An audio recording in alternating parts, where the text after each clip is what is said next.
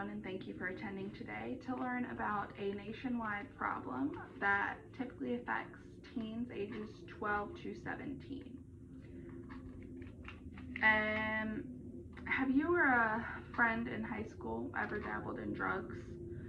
Or maybe you went over to your friend's house, their parents were out of town, you guys were hanging out, you found some alcohol, you started drinking it, maybe one of you brought weed, and you started smoking, having fun, having a good time. This is often thought by younger kids to just be harmless fun. They want to experiment, they want to hang out with their friends, they want to impress people, maybe even try to fit in.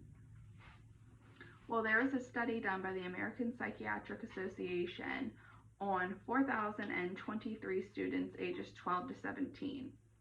Some of the data collected from some of the questions asked on this survey found that 3,097 were able to contribute to race and ethnicity data. Through this, they found that African Americans are at 1/3 of a higher risk for developing a substance abuse issue. Some of the questions asked in this survey were whether the teens had already tried drugs, what drugs have they tried, have they drinking, how often do they drink, how often do they do drugs if they do their parents have substance abuse issues. It also asked if they have ever gone through a traumatic experience.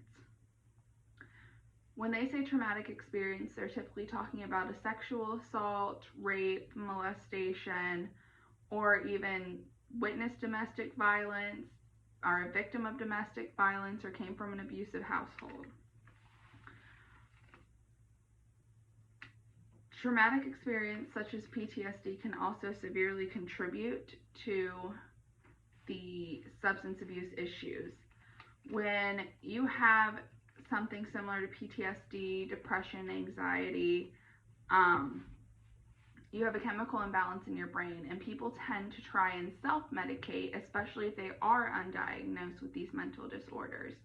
And this self-medication can severely contribute to the substance abuse issue in America, especially with teens who obviously their brains aren't done developing. The right and wrong area of their brain doesn't develop until 21. So they think they're just having harmless fun, and they feel good in the moment when they get drunk or when they get high and they're having fun with their friends, but they don't realize the severe consequences that this can have in the future.